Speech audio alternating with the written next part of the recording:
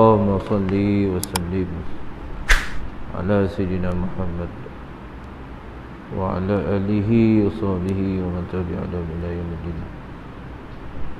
رب اشرح لي صدري ويسر لي أمري واحلل عقدة من لساني يفقهوا قولي. رب يسر ولا تعسر يا كريم. اللهم افتح علينا حكمتك وانشر علينا من خزائن. Membicarakan hadis Nabi SAW ikut daripada kitab Riyadhus Shalihin.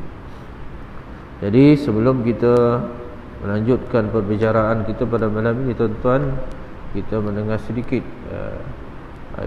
firman Allah yang menyebut ya ayyuhallazina amanu la takhunullaha war rasul wa takhunu amanatikum wa antum ta'lamun. Surah Al-Azim. Yang mana Allah Subhanahu wa taala menyeru kepada orang yang beriman, orang mukmin. Yang disebut ya ayyuhallazina amanu, hai orang yang beriman. Mengikut ahli tafsir menyebut orang mukmin, orang yang dikata musaddiqun, yang benar. Di mana Allah Taala perintahkan kepada mereka itu la takhunu, jangan khianat. Jangan kamu khianat. La takhunullah, jangan kamu khianat pada Allah, war rasul, dan rasulnya. Maksud khianat ini ialah Allah Ta'ala telah mentaklifkan. Allah Ta'ala telah mentaklifkan, iaitu Allah Ta'ala telah mengamanahkan, meletakkan hukum hakam, ya, berkaitan dengan syariat Islam, berkaitan dengan syariat Islam yang difardukan oleh Allah Subhanahu wa taala, sama ada hukum hakamnya, perintahnya, larangannya, dan segala macam perkara-perkara yang difardukan oleh Allah Subhanahu wa taala. Kemudian ditambah lagi dengan perkara-perkara yang sunat, ya, perkara-perkara yang diharamkan oleh Allah Subhanahu wa taala. Jadi diperintahkan kepada orang yang beriman supaya yang wajib itu, yang fardu itu dilaksanakan. Tuan-tuan. Kemudian segala larangan Allah yang haram itu ditinggalkan. Dijauhkanlah daripada ijtinab, iaitu menjauhkan diri daripada perkara yang nawahi, ya, perkara yang dinahi, iaitu yang dilarang oleh Allah Subhanahu wa taala. Itu yang dikata tu amanah Allah. Jangan kamu khianat dengan amanah Allah, jangan kamu khianat Allah, dan jangan kamu khianat Rasul. Kita telah pun berjanji dengan Allah Subhanahu wa taala di alam roh, ya, kita telah berjanji dengan Allah, janji setia, mengikut apa saja perintah Allah Subhanahu wa taala. Bila kita dilahirkan oleh Allah Taala lahirkan kita di atas muka bumi ini, kita telah mengkhianati perjanjian kita dengan Allah Subhanahu wa taala. Jadi wala takhunullah war rasul, kemudian wala takhunullah war rasul, kemudian lagi satu lagi amanatikum, wa takhunu amanatikum, jangan kamu khianat amanah. Amanah yang telah diletakkan, ditugaskan kepada kita. Amanah sebagai seorang khalifah di atas muka bumi, amanah sebagai seorang hamba di atas muka bumi ini, tuan-tuan. Jadi sebenarnya, tuan-tuan yang dirahmati, kalau kita tengok dalam firman Allah Ta'ala lain, ayahsabul insanu an yutraka sudah. Apakah kamu kira, hai manusia, kamu diciptakan oleh Allah Ta'ala tak ada apa-apa? Maksudnya cipta kita bebas, tak ada apa buat, tuan-tuan, ya. Sebenarnya kita ni banyak tugasan kita di atas muka bumi ni tuan-tuan. Tugasan yang utama ialah mengabdikan diri kepada Allah. Itu tugasan utama. Apa jua yang kita buat tu mesti kembali kepada Allah Subhanahu Wa Taala. Dalam kehidupan kita ni tuan-tuan, kita dilahirkan di atas muka bumi ni mesti ikut cara Islam. Orang yang beriman, kita telah pun beriman pada Allah. Maka lahirnya ibu bapa kita mesti menyambut kita dalam keadaan kita lahir tu tuan-tuan dengan cara Islamnya, iaitu dengan sunatnya kita diazankan. Bayi yang baru lahir tadi diazankan, dikamatkan, khatankan tuan-tuan. Kemudian sejak kecil lagi telah diasuh dengan Islam tuan-tuan. Diasuh dengan ajaran Islam sampailah baligh. Kemudian setelah baligh diperintahkan kepada kita iaitu melaksanakan ibadah solat. Ibadah solat. Muru aulakum bis solah. Itu perintah solat setelah umur baligh. 9 tahun tu dah disuruh dah. Bila dah baligh dah jadi wajib. Kemudian kewajipan-kewajipan yang lain. Tugas kita sebenarnya berat tuan-tuan. Oleh kerana kita tak mengambil tahu tuan-tuan, kita tak ambil berat tugasan kita ni, maka kita rasa macam tak ada apa-apa. Duduk kat dunia ni aja makan tidur je tuan-tuan. Kita rasa kita itu dah cari duit siang malam, tak ada fikir lain. Yang penting kita cari kekayaan untuk kita diri kita sendiri.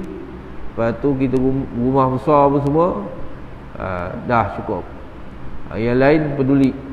Kalau macam tu senang, ayahsabul insan wa an yutraka sudah. Itulah golongannya tuan-tuan.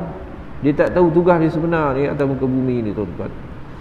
Jadi nak tahu tugasan kita, kita lihat apa yang Nabi buat. Sebab Nabi tu sebagai contoh tuan-tuan. Apa yang Nabi perintahkan, apa yang dilakukan oleh Nabi setiap hari, itulah contoh yang kita kena ikut tuan-tuan. Itulah sebenarnya ikon kita, uswatun hasanah, contoh yang terbaik, iaitu daripada Nabi kita sallallahu alaihi wasallam. Jadi tugas kita sebenarnya banyak. Jadi kitalah sendiri yang meletakkan kehidupan kita, kitalah sendiri yang meletakkan diri kita di atas muka bumi ni tahap mana yang kita nak tuan-tuan. Kita nak letakkan diri kita setaraf dengan orang-orang soleh, kita kena usul lah tuan-tuan. Kalau kita tak mau, sebaliknya kita tak nak begitu, maka kita ni nanti na'udzubillah tuan-tuan yang dirahmati, kita minta jauh. Kalau orang yang tidak pedulikan apa-apa juga tuan-tuan, perintah daripada Allah, tugasan kita sebagai orang yang beriman, Allah Ta'ala akan campakkan mereka itu ke dalam neraka Allah sebaris dengan Haman, Fir'aun, segala musuh-musuh Allah tuan-tuan. Jadi tuan-tuan yang rahmati, malam ni kita masuk pula pada ayat hadis yang seterusnya tuan-tuan, iaitu hadis yang kitab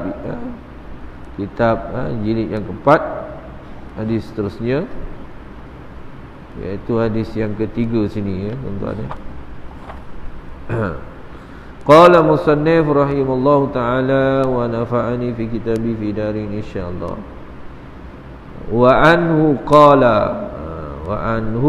qala tu hadis tu. Qala Rasulullah sallallahu alaihi wasallam, disebut itu ta'amul isnaini, ta'amul isnaini kafis salasah, kafis salasah, wa ta'amus salasati kafil arba'ah, wa ta'amul, dia kata sebut sambung lagi, wa ta'amus salasati kafil arba'ati, arba'ah mutafaqun alaihi. Wa fi riwayatin li muslimin an Jabir radhiyallahu anhu an Nabi sallallahu alaihi wasallam qala ta'amul wahidi yakfil isnataini wa ta'amul isnaini yakfil arba'ah wa ta'amul arba'ati kafil samaniyah. Boleh sebut hadis ni tuan-tuan ya. Hadis rawahul Bukhari fi at'am.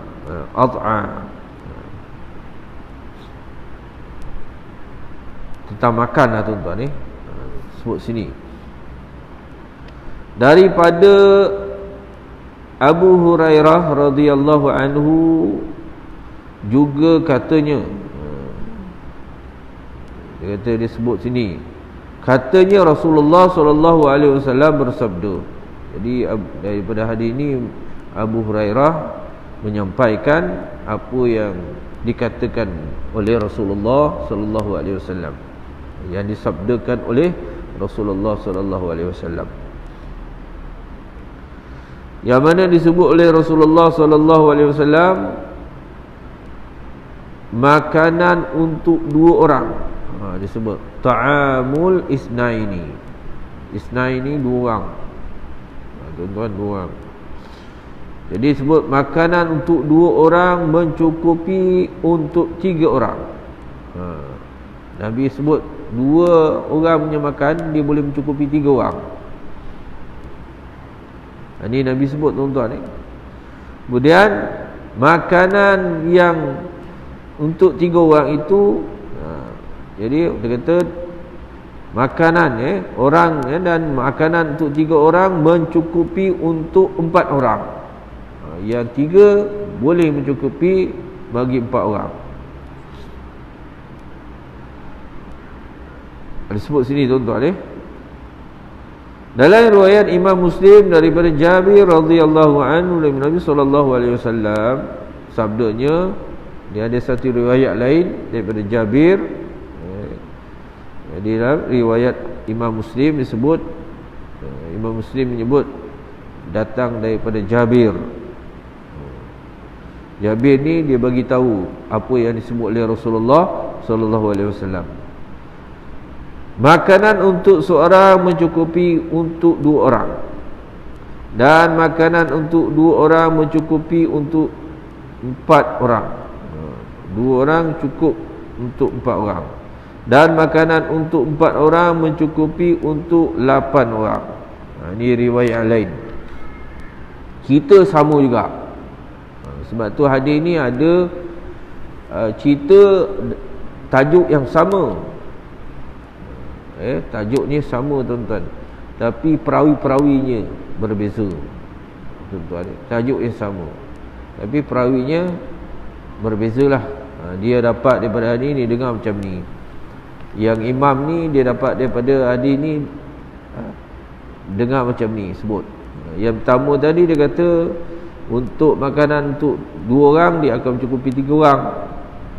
Yang ni pula dia kata makanan untuk apa, dua orang mencukupi empat orang. Lagi tambah lagi tuan-tuan, tapi tajuk sama, tentang penambahan tadi, tentang penambahan makanan tuan-tuan. Okey tuan-tuan hadis tu saya sebut ini, al-haddu 'alal makarim wal qana'ah bil kafayah laisa muradu min adadul hasar fil miqdarul kafiyah. Jadi sebut sini apa yang dapat diambil daripada hadis ni tuan-tuan. Ajaran Islam tuan-tuan hendaklah sentiasa, dalam Islam ni hendaklah kita sentiasa merasa dia kata qanaah wal qanaah bil kifayah. Qanaah ni cukup. Kita kena, hidup kita ni kena merasa apa tuan-tuan? Merasa cukup dengan rezeki yang Allah Ta'ala bagi, yang kita perolehi tu. Allah Ta'ala letakkan, bagi rezeki kat kita tu tuan-tuan, ikut kecukupan kita sebenarnya. Kita dah usaha, bukan tak usaha ni. Kalau orang tak usaha tu cerita lain. Ini yang orang yang dah usaha, jadi dia dapat rezeki banyak tu. Itulah sebenarnya rezeki yang Allah Ta'ala bagi mencukupi untuk kita, tuan-tuan. Janganlah kita mengeluh, janganlah kita tak puas hati dengan usaha yang kita buat tu, tuan-tuan.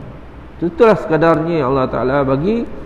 Maka adabnya kita kepada Allah Subhanahu Wa Ta'ala, kita mestilah merasa cukup, kita merasa qanaahnya tu, tuan-tuan. Dan sebaliknya tidak bersifat tamak, halobu. Tamak, kalau kata tak cukup ni, cari lagi, tuan-tuan. Ini itu bukan ajaran Islam. Wa innama muradul muwasah li'annaha sabab fil husulil barakah. Disebabkan dia kata dikenaki dengan keluasannya yang Allah Ta'ala bagi tadi ni, tuan-tuan, li'annaha baginya itu dengan kadar yang Allah Ta'ala bagi itu sababu fil husulil barakah. Itu dia, tuan-tuan. Jadi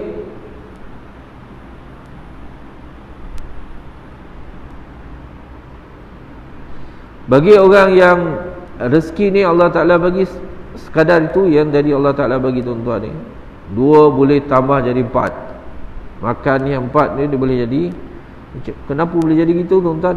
Itu husul, hasil daripada itu kenaahnya kita pun redha dengan makanan yang ada. Kalau kita ada rezeki banyak itu kita redha, tuan-tuan, akan mendatangkan barakah. Barakah ni kita nak. Rezeki yang kita dapat tu berkah. Cukup, insya-Allah, kita kata. Kita dah usaha banyak ni kita dapat.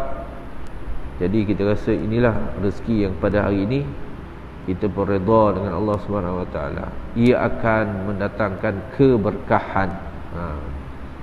Berkah tu. Yang tak berkah ni, tuan-tuan, tak rasa cukup. Cari lagi. Ibadah tak dah lupa dah. Waktu ibadah, waktu yang diwajibkan melaksanakan ibadah, lupa, tak buat. Akhirnya apa jadi, tuan-tuan? Dia jadi hamba kepada dunia. Dia kata hubbud dunya wa karahiyal maut. Akhir zaman ni, tuan-tuan, manusia berpenyakit apa? Berpenyakit hubbud dunya. Siang malam cari dunia. Hari ni, tuan-tuan, kita terasa apa? Barang mahal. Semua mahal lah hari ni, tuan-tuan. Baru kita rasa, tuan-tuan. Sebab apa jadi gitu? Sebab manusia tamak pada dunia.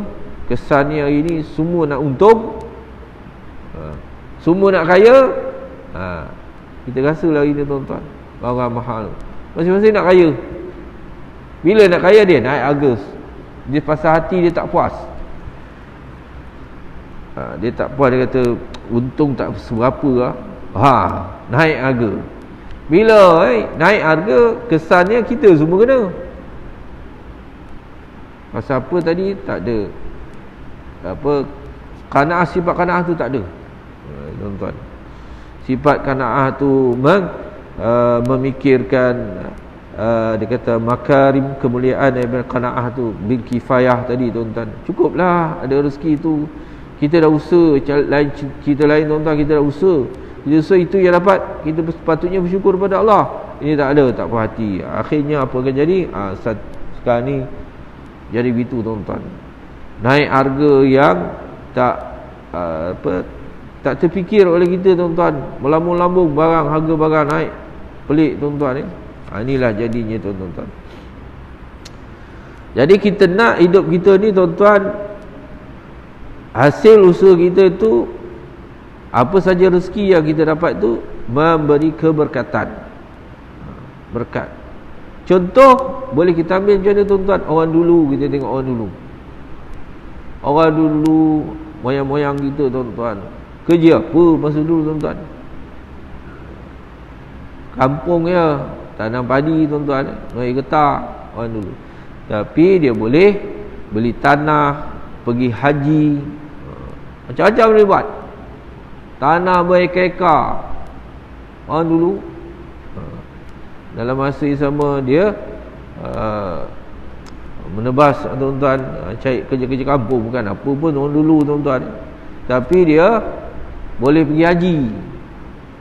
Masa tu boleh pergi haji, boleh buat rumah lagi, kemudian ada tanah lagi. Hari ni tuan-tuan, kerja duit banyak tuan-tuan, tapi nak beli rumah pun payah, nak pergi haji pun payah hari ni. Memanglah Covid ni tuan-tuan, sebelum Covid ni ada duit tak pergi haji pun, ada duit tak pergi umrah pun. Dia rasa tak cukup lagi, akhirnya langsung tak dapat pergi haji dan umrah tuan-tuan. Pasal Covid ni lagi tak dapat. Dah umur pun dah lanjut tuan-tuan, langsung dah tak dapat apa tuan-tuan. Masa dulu ada peluang tak nak pergi, sekarang ni misal sekarang kalau pergi sana kena umur berapa tahun, lepas tu sihat tu berbadan, tak ada penyakit, dah tak dapat pergi tuan-tuan. Inilah tuan-tuan yang rahmati, kita jangan rasa tamak dengan rezeki yang ada pada kita tu, cukup yang ada kita dapat tu, itulah sebenarnya Allah Ta'ala bagi tu tuan-tuan. Lain kalau orang tu tak usaha, itu pemalas. Duduk saja tak ada usaha, itu malas. Dia rasa tak cukup, itu salah dia. Yang kita ni kita dah berusaha, dapat banyak itu, itulah sebenarnya rezeki kita tuan-tuan. Okey, seterusnya, wa an Abi Sa'id al-Khudri radhiyallahu anhu qala bainahuma nahnu fi safarin ma'an Nabi sallallahu alaihi wasallam إذ جاء رجل على راحلة له فجعل يصرف بصره يمينا وشمالا فقال رسول الله صلى الله عليه وسلم من كان معه فضل زهر فليعود به على من لا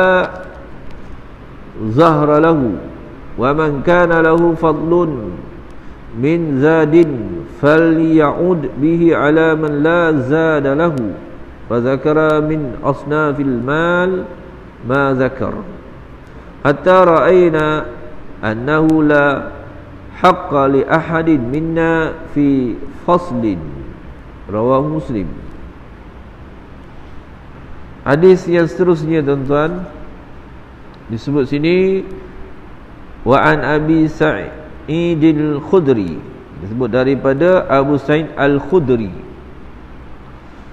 radhiyallahu anhu, katanya pada suatu ketika kami sedang di dalam perjalanan bersama-sama rombongan Nabi sallallahu alaihi wasallam. Jadi kata Sa'id al-Khudri, kata Sa'id al-Khudri ini kata pada suatu ketika dia kata dia bersama dengan rombongan ni bersama dengan Rasulullah sallallahu alaihi wasallam. Dia bersama dengan rombongan Rasulullah sallallahu alaihi wasallam. Tiba-tiba datanglah seorang lelaki menaiki kenderaan. Datang seorang lelaki menaiki kenderaan, maka ia menoleh pandangannya ke kanan dan ke kiri. Seorang lelaki ni naik kenderaan, kemudian dia pandang kanan, pandang kiri. Kemudian Rasulullah sallallahu alaihi wasallam bersabda, sesiapa yang mempunyai kenderaan yang melebihi dari keperluannya sendiri, hendaklah bersedekah kepada orang yang tidak mempunyai kenderaan. Ya, sebab dulu kenderaan ni unta lah tuan-tuan. Kalau tak unta, kaldai. Kalau tak kaldai, kuda. Kuda tu kira mewah zaman tu. Unta pun dia kira mewah lah. Itulah kenderaan yang ada, yang kuat, yang boleh berjalan jauh. Unta ni dia boleh jalan jauh, beratus-ratus kilometer dia boleh jalan tuan-tuan. Sampai 1000 kilometer pun dia boleh jalan. tak berhenti. Hebat unta ni tuan-tuan Satu kenderaan. Dia bukan mesin tuan-tuan tapi dia boleh mengalahkan kenderaan besi tuan-tuan. Sekejap kita bawa naik kenderaan tuan-tuan sampai berapa 300-400 km lah kita jalan. Mesti kita sampai ke R&R, rehat dulu tuan-tuan enjin dah panas tuan-tuan. Kadang-kadang terpicu dah naik panas. Unta dia lebih hebat daripada tu. Hebat ni unta ni tuan-tuan. Kemudian dia boleh mendaki, naik atas bukit, turun bukit, naik curam-curam, bawa barang yang berat. Itu hebatnya unta. Dalam perjalanan tu tuan-tuan, Nabi mempelawalah siapa-siapa ada kenderaan lebih, bagilah orang yang tak ada kenderaan. Sebab perjalanan jauh, naik bukit, turun bukit.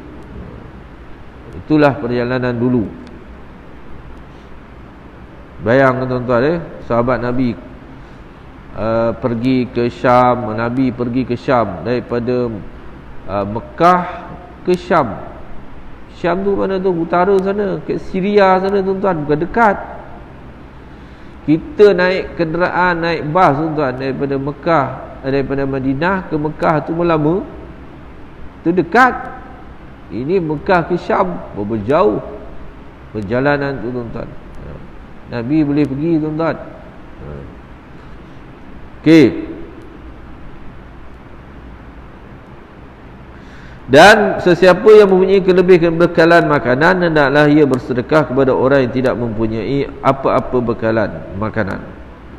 Selanjutnya baginda menyebut bermacam-macam lagi harta benda yang baginda teringat hingga kami lihat bahawasanya tidak ada seorang pun dari kami yang benar-benar mempunyai kelebihan. Jadi Nabi sebutlah tentang kenderaan, kalau ada makan, makanan lebih, Nabi anjurkan bagilah kepada orang yang tak ada makanan, sedekahkanlah kepada orang yang tidak mempunyai apa-apa makanan bekalan. Masa tu tuan-tuan. Jadi Nabi sebut ni tuan-tuan kalau Nabi teringat dia, Nabi sebut apa lagi. Kalau tuan-tuan macam orang yang musafir ni, kerana pakaian tak ada, pakaian ada satu helai je. Kalau musim sejuk, para pasir ni tuan-tuan, malamnya sejuk ni, ya Allah. Tuan-tuan yang ada pengalaman tahulah. Di padang pasir tuan-tuan, waktu malam dia punya sejuk kalah ais. Pakai tebal macam mana sekalipun, tembus sampai ke tulang sejuk dia. Bayangkan kalau orang ketika itu orang miskin, tak ada pakaian, macam mana tuan-tuan. Itu ada yang meninggal sebab kesejukan. Jadi Nabi nak bagi tahu ni tuan-tuan, di zaman itu, zaman Nabi dah Nabi anjurkan banyaklah bersedekah. Banyaklah kita membantu orang-orang yang tidak ada kecukupan dari segi makanan, segi kenderaan dan apa sajalah tuan-tuan. Di zaman Nabi pun Nabi dah anjurkan. Kalau hari zaman kita pula, giliran bagi kita tuan-tuan, hari ni ada orang susah, ada orang senang. Hari ni tuan-tuan yang tak ada pekerjaan, memang mereka hari ni susah. Kerja ini pun susah tuan-tuan. Ramai graduan universiti yang keluar dari universiti tak ada kerja. Tak ada kerja. Inilah yang berlaku hari ni tuan-tuan. Dulu orang bangga anak ada doktor, ramai doktor kan. Hari ni doktor orang berfikir banyak kali. Sebab kerja hari ni tuan-tuan. Doktor yang doktor perubatan lah, bukan doktor falsafah, doktor perubatan. Kerja hari ni tuan-tuan dibagi kontrak banyak ini kontrak. Bukan tetap tuan-tuan, bagi kontrak. Inilah berlaku hari ni tuan-tuan. Kenapa jadi berlaku ini? Inilah musibah hari ni tuan-tuan disebabkan COVID, habis semua. Jadi ramai yang susah-susah hari ni, yang tak ada kerja, dah habis duit ratus-ratus ribu masa belajar, lepas habis belajar tak ada kerja tuan-tuan. Apa buat apa? Kerjalah kat mesin photostat. Ada seorang tu, ada hamba Allah tu, Dia ada master bahagian apalah, master account tak silap. Kerja photostat je. Photostat lah pusing kerja. Terpaksa duit tak ada. Habis lama belajar, terpaksa. Yang itulah tuan-tuan, banyak lagi sebenarnya kita yang tak jumpa tuan-tuan. Orang yang kerja tu kadang dia ada ijazah, mungkin dah ada PhD pun kita tak tahu tuan-tuan. Tak ada kerja, terpaksa tuan-tuan. Hari ni susah. Jadi yang ada rezeki lebih tu tuan-tuan, kita beringat-ingatlah tuan-tuan. Kita tak tahu yang akan datang ni macam mana. Sebab virus yang baru dah masuk kan tuan-tuan. Tak tahu bila dia meletup, wallahu alam. Kalau di luar negara sana dah mula buat sekatan. Mereka dah buat macam dulu balik. Tak boleh masuk, kena buat kuarantin dan sebagainya. Allahu akbar tuan-tuan. Inilah berlaku di akhir zaman. Dan kita jangan pula merasa tuan-tuan selesa hari ni tuan-tuan. Kita berangan pula. Tahun depan mungkin kita buat macam dulu balik. Tak ada tuan-tuan. Tuan-tuan kena baca hadis. Kena baca firman Allah. Tuan-tuan, kita tengok hadis Nabi, apa Nabi sebut hari zaman ni, dia bukan makin senang, dia makin susah.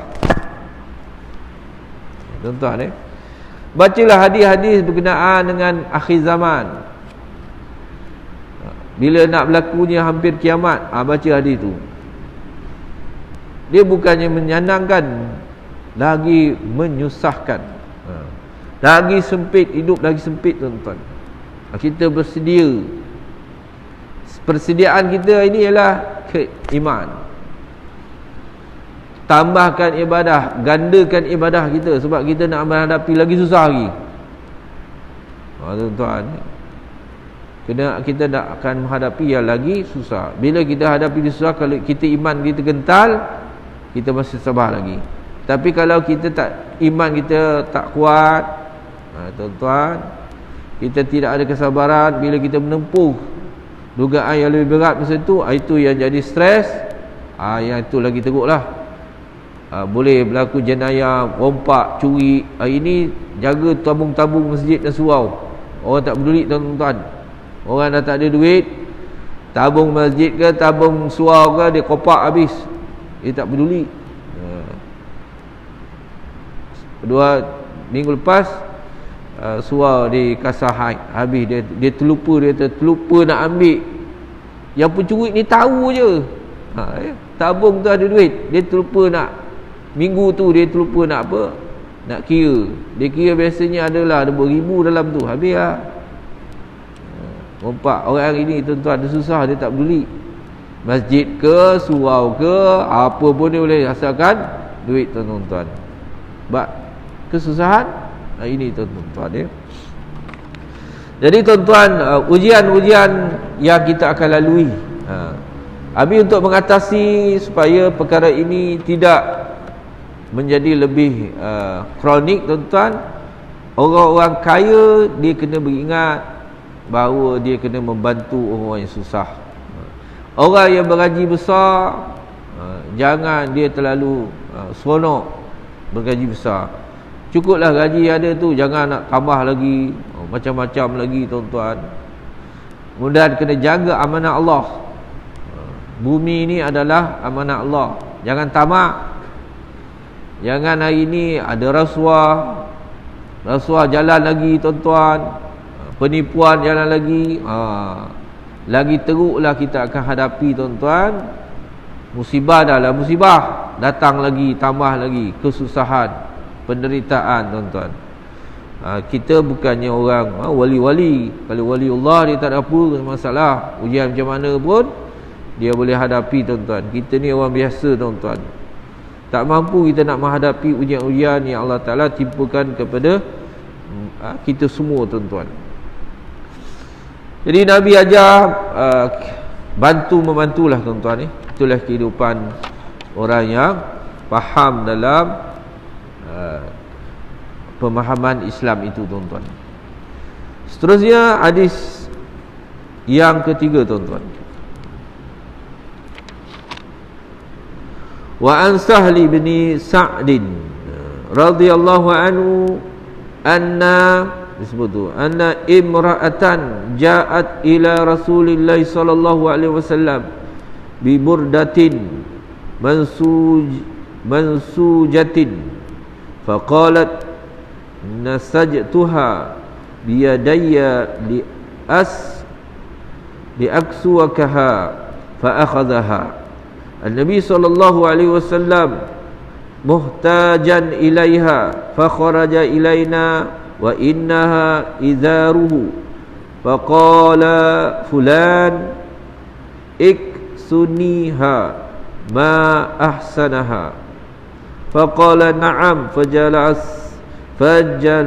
Nabi sallallahu alaihi wasallam fil majlis thumma raja'a fatawaha ثم أرسل بها إليه فقال له القوم ما أحسنت لبسها النبي صلى الله عليه وسلم محتاجا إليها ثم سألته وعلمت أنه لا يرد سائلا فقال إني والله ما سألته lialbasaha wa innama sa'altuhu litakuna kafani qala sa'al fakanat kafanahu rawahul Bukhari.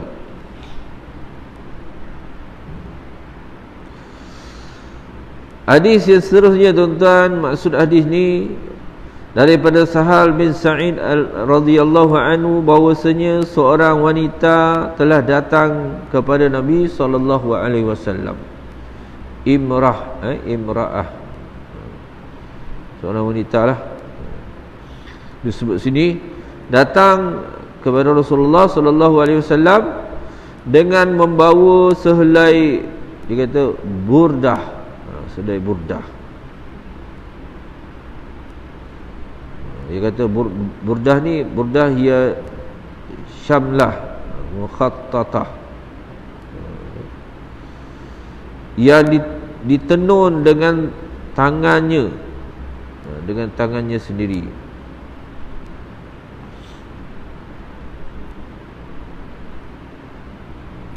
Okey, seterusnya kemudian ia berkata, aku yang menenunnya dengan tanganku supaya dapat dijadikan pakaian tuan,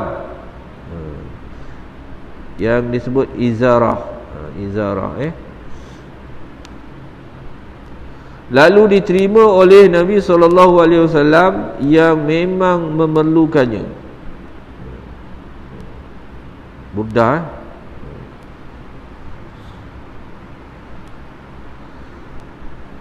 Kemudian baginda keluar menemui kami dengan berselimutkan burdah tersebut. Ni burdah ni. Ini kita pakai sunnah tuan-tuan ni. Maka seorang berkata, berikanlah aku memakainya, alangkah cantiknya. Cantik, ditenun, dibuat. Lalu baginda sallallahu alaihi wasallam menjawab, ya. Pada ketika itu Nabi sallallahu alaihi wasallam duduk dalam satu majlis. Kemudian baginda pulang ke rumahnya, lalu diletakkannya burdah tersebut dan dikirimkan kepada orang yang meminta tadi. Maka para sahabat berkata kepada orang tersebut, alangkah baiknya burdah itu dipakai oleh Nabi sallallahu alaihi wasallam kerana baginda memerlukannya. Kemudian kamu memintanya pula, sedangkan kamu mengetahui bahawa baginda tidak menolak permintaan sesiapa pun. Orang lelaki itu menjawab, sesungguhnya aku, demi Allah, tidaklah aku meminta burdah tersebut untuk dipakai. Aku meminta untuk dijadikan kafanku bila mati nanti. Sahal berkata, burdah tersebut benar-benar menjadi pakaian kafan. Okey. Disebut sini tuan-tuan, apa tuan-tuan kehebatan Rasulullah sallallahu alaihi wasallam ialah Nabi kita Muhammad sallallahu alaihi wasallam sangat pemurah. Nabi ni sangat pemurah.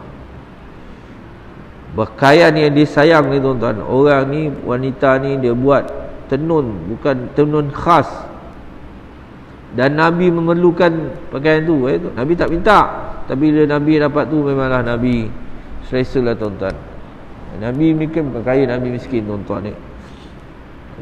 Bila dah dapat tu tuan-tuan, pakaian yang dihadiahkan oleh seorang wanita, dia tak sebut ni siapa wanita tuan-tuan ni, tiba-tiba ada orang minta pula tu pakaian yang dia sayang tuan-tuan ni. Bukan pakaian dia tak sayang, pakaian mahal, sayang, cantik lagi tuan-tuan, yang sangat diperlukan. Tiba-tiba ada orang minta, seorang lelaki minta, Nabi tak pernah tolak pun permintaan orang tuan-tuan, walaupun pakaian, walaupun harta yang dia sayang sekalipun. Itulah hebatnya Rasulullah sallallahu alaihi wasallam. Sehingga kan sahabat-sahabat Nabi yang lain mengatakan kepada orang tu, tak patut kamu buat itu. Sebab itu Nabi sayang tu. Kau tahu Nabi kalau minta apa pun, kalau kita minta kepada Nabi akan bagi punya. Takkan kau tak faham? Macam itulah tuan-tuan, takkan tak faham. Jadi sebenarnya para sahabat memang tahu Nabi punya sifat dia begitu tuan-tuan. Jadi tuan-tuan yang rahmati, bagi kita ni tuan-tuan, kita tak sampai kepada tahap pada Nabi tadi tuan-tuan, tapi sekurang-kurangnya tuan-tuan sekurang-kurangnya kita mempelajari tunjuk ajaran Nabi kita Muhammad sallallahu alaihi wasallam tuan-tuan. Kita kalau ada benda-benda yang kita sayang tuan-tuan, kalau ada yang sangat memerlukan tuan-tuan, itu ukuran iman lah seseorang. Kalau seseorang tu dia boleh memberikan benda yang disayang tu kepada orang lain dengan ikhlas, itu tahap iman orang tu memang tinggilah tuan-tuan. Di tahap dia tu dia dah sampai level bukan orang biasa. Orang biasa ni dia berkira tuan-tuan. Macam kita ni kita berkira. Kalau kita bagi kita dah berkira, rasa menyesal pula. Itu biasanya tuan-tuan, rasa menyesal tak? Bagi banyak-banyak buat apa? Bagi sikit dah lah. Ini label saya lah tuan-tuan. Ada pun orang yang dia boleh sampai ke tahap itu, walaupun barang yang disayang dia boleh bagi pada orang itu, label tinggi tuan-tuan.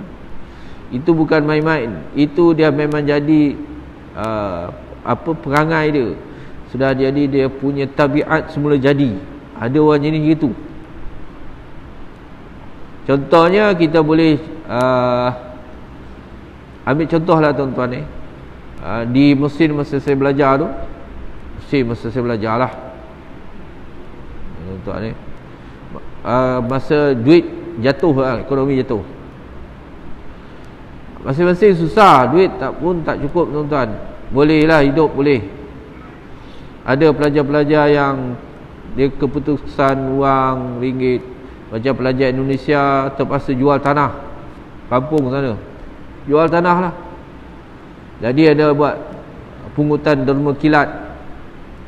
Jadi pelajar-pelajar yang pelajar Malaysia ni bagilah sikit, RM2, RM3 tuan-tuan. Tapi pelajar Kelantan kita respect tuan-tuan ni. Pelajar Kelantan dia buka emas tu, gelam ni tak. Sedangkan dia pun bukan dia kaya tuan-tuan. Itu hebat dia.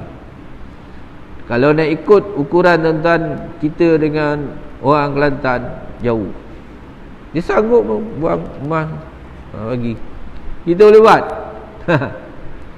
Itulah tahap kita lah tuan-tuan. Kita tengok, oh jauh aku lagi ni tuan-tuan ni. Bila kita tengok kita bercampur dengan pemurah ni, macam itulah tuan-tuan ni. Dia sangat pemurah. Dia tak rasa galat, dia tak rasa menyesal apa yang dibagi tadi tuan-tuan. Itulah tahap kita ni. Kita berkira susah tuan-tuan ni. Jadi kalau kita berkira, Allah Ta'ala pun berkira dengan kita. Kalau kita berkira dengan orang, Allah Ta'ala pun berkira dengan kita tuan-tuan. Itulah Itulah yang dilayani oleh Allah Subhanahu Wa Taala kepada kita, tuan-tuan. Kalau kita tidak berkira, Allah Taala pun sama juga. Sedekah ni dia bukan mengurangkan, sebenarnya sedekah ni Allah Taala gantikan balik. Banyak mana kita sedekah, Allah Taala ganti lebih lagi daripada itu, tuan-tuan. Jadi kita tengok apa yang ditunjukkan oleh Rasulullah sallallahu alaihi wasallam, walaupun barang yang disayang ni dia tak ada masalah, dia bagi saja, tuan-tuan.